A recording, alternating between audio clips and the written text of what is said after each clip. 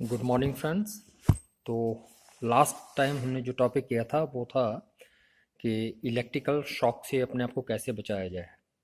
आज हम जो बात करेंगे वो है कि अगर कोई व्यक्ति इलेक्ट्रिकल शॉक से बेहोश हो गया है तो उसको आर्टिफिशियल रिस्पायरेशन कैसे दें, उसको कृत्रिम श्वास हम कैसे दें, उसको होश में कैसे लाएं, ये हमारा आज का टॉपिक रहेगा। तो इसमें सबसे पहले अगर कोई व्यक्ति विद्युत शॉक से प्रभावित है तो उसको सबसे पहले विद्युत से अलग करना है, और अलग करने के बाद अगर उसको श्वास आ रही है या नहीं आ रही है ये पहले सुनिश्चित करना है। और अगर श्वास आ रही है तो अच्छी बात है, अगर नहीं आ रही है तो सबसे पहले डॉक्टर को फ़ोन कर लेना है, उसको कॉल कर लेना है। ठीक है, डॉक्टर को बुलावा भेज देना है, और जब तक डॉक्टर आता है तब तक आपने उसको फर्स्ट एड ट्रीटमेंट जो है वो देना है आर्टिफिशियल रिस्पायरेशन के लिए, ताकि वो होश में आ सके। तो इसके लिए क्या किया जाता है, इसमें दो विधियां हैं। नंबर एक जो है आपकी सिल्वेस्टर मेथड है, और दूसरा शेफर्स मेथड है। सिल्वेस्टर मेथड जो है इसमें क्या किया जाता है, ये तब यूज किया जाता है जब जो विक्टिम है, जो जिसको चोट लगी है, जो बेहोशी की हालत में है, उसको अगर जले हुए का घाव अगर उसको छाती पर है तब उसका प्रयोग किया जाता है। इसमें क्या किया जाता है कि जो विक्टिम है उसको पीठ के बल लेटाया जाता है, वो भी या तो लकड़ी के तख्ते के ऊपर या फिर सूखा बिस्तर हो उसके ऊपर उसको लेटाया जाता है, जमीन पे नहीं लेटाया जाता। क्योंकि अगर उसके शरीर में कोई विद्युत चार्ज स्टोर हुआ है, विद्युत इलेक्ट्रिसिटी अगर कोई स्टोर हुई है, तो अगर उसको ऐसे ही जमीन में लेटा देंगे तो उसका होश में ना आने का भय बना रहता है। इसलिए उसको तख्ते पर या सूखे बिस्तर पर लेटाया जाता है। फिर उसके पीठ के नीचे गर्दन कंधे के पास एक तकिया बिछा दिया ताकि उसके जो छाती है वो ऊपर उठ जाए और सिर जो है पीछे की तरफ झुक जाए थोड़ा सा। ठीक है, गर्दन के नीचे एक तकिया रख सकते हैं। और फिर कोशिश की जाती है कि जो विक्टिम है उसके मुंह जो है उसका खुला है या नहीं खुला है, ये चेक करना है। उसका मुंह को देखें कि उसके मुंह में कोई रुकावट ना हो, कोई चीज़ फंसी ना हो, उसका मुंह साफ किया जाए।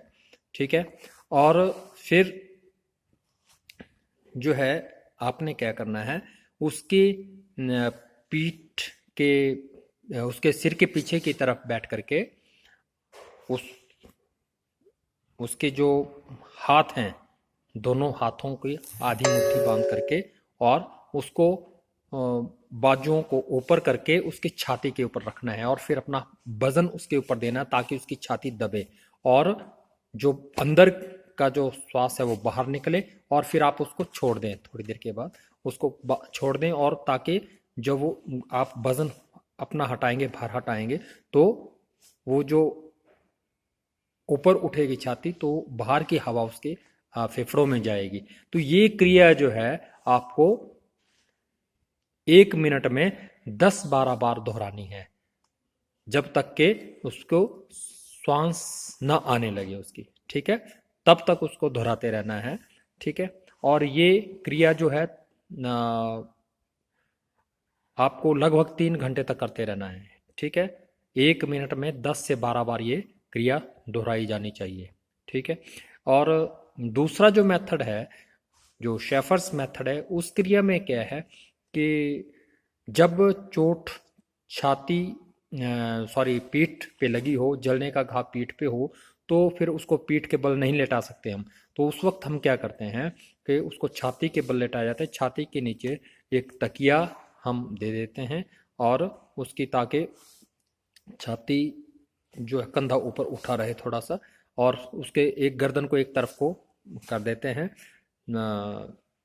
और पीठ अपने हाथों को, जो आपके हाथ हैं, उन कि जो चारों उंगलियां हैं वो ऐसे रहनी चाहिए 90 डिग्री पे, ठीक है। और पीठ पे उसके है ये हाथ ऐसे रखने हैं, ये अंगूठे मिले हुए होने चाहिए। और अपने हाथ का धक्का जो है, दबाव जो है आपने पीठ के ऊपर डालना है ताकि उसकी छाती दब सके, ठीक है। और उसका छाती दबेगी तो जो अंदर की वायु बाहर निकलेगी, फिर जब आप वजन हटाएंगे तो बाहर की वायु उसके अंदर जाएगी। और इस प्रकार जो है ये क्रिया जो है आपको 1 मिनट में 10 से 12 बार दोहरानी है, ठीक है। और लगभग 1 घंटे तक करते रहिए। वैसे तो ये 3 घंटे तक ये क्रिया आप कर सकते हैं बड़े आराम से, और 1 घंटे तक वैसे उसको श्वास आना शुरू हो जाएगी, ठीक है। और उसके बाद जब ये श्वास आने लगे तो अच्छी बात है। अगर ना आ रही हो तो आप देखें कि उसके छाती सॉरी गले में कुछ फंसा ना हो, मुंह में देखें जीभ उसकी बाहर रहनी चाहिए, ठीक है। उसके जो टंग है वो बाहर रहनी चाहिए ताकि मुंह के अंदर के भागों को हवा लग सके, कोई रुकावट उसके गले में ना हो, ठीक है। श्वास लेने में उसको दिक्कत ना हो, ठीक है, ये सुनिश्चित करना है, ठीक है।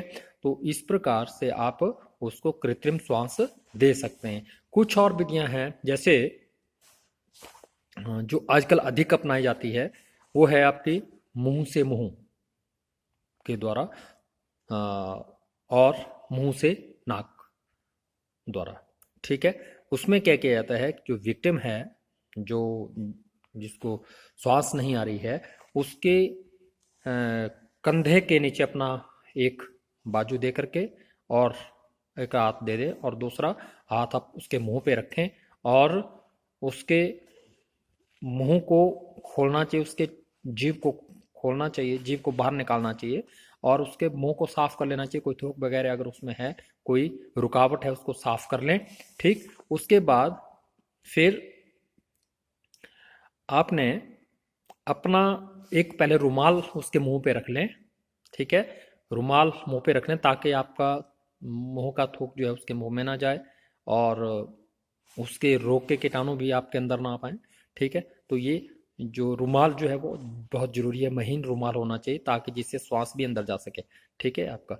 और फिर जब आप इस क्रिया को अपनाएंगे तो आप क्या करेंगे, महीन रुमाल रखने के बाद अपना मुंह के उसके मुंह पे रखें और उसकी नोज को, उसके नाक को बंद कर दें और एक जोर का श्वास जो है, गहरी सांस लेकर के जोर सा श्वास उसके मुंह में डालना है। फिर आपने उसका हाथ मुंह नाक छोड़ देना है, अपना मुंह हटा लेना है, ठीक है। और ये क्रिया भी आपने 1 मिनट में 4-5 बार ये क्रिया आपने दोहरानी है, ठीक है। और 1 मिनट में क्या, 1 मिनट में 10-12 बार आपको ये क्रिया दोहरानी है। मतलब 4-5 बार आप जब आप करेंगे तो उसको श्वास आने उसका शुरू हो जाएगा, ठीक है। तो ये क्रिया दोहरा सकते हैं, पर ये क्रिया तभी हो सकती है जब उसका मुंह आपका मतलब जो बेहोश व्यक्ति है उसका मुंह खुला हो। कई बार ऐसी स्थिति होती है कि कोई किसी का मुंह बंद रहता है, वो खुल नहीं पाता है, तो उस स्थिति में दूसरी एक और विधि है मुंह से नाक द्वारा। उसमें आप क्या करते हैं कि उस व्यक्ति के नाक में अपना मुंह लगा करके जोर से सांस लेकर के उसके नाक में से सांस अपनी वायु उसमें भरेंगे आप और फिर अपना मुंह हटा लेंगे और इस क्रिया को आप बार बार दोहराएंगे। तो ये क्रिया ज़्यादा प्रभावी है क्योंकि पूरी की पूरी वायु उसके फेफड़ों में जाती है। लेकिन ये क्रिया ऐसी होती हैं जो मुंह के द्वारा और नाक के द्वारा जो आप करते हैं वो फोर्सफुली नहीं करनी चाहिए, ठीक है। और इस प्रकार से ये इन क्रियाओं का प्रयोग करके जो बेहोशी वाला जो व्यक्ति है उसको आप होश में ला सकते हैं। तो ये जो क्रियाएं थी ये आपको समझ में आ गई होंगे। आप उनके नोट्स को पढ़ें ध्यान से और उनको समझें, ठीक है। भविष्य में ये चीज़ें काम आ सकती हैं, इनकी जानकारी होना बहुत ही ज़रूरी है। तो आज का टॉपिक इतना ही है, कल हम नए टॉपिक को लेकर के आएंगे, ठीक है। तो आज के लिए इतना ही काफ़ी है। Thank you.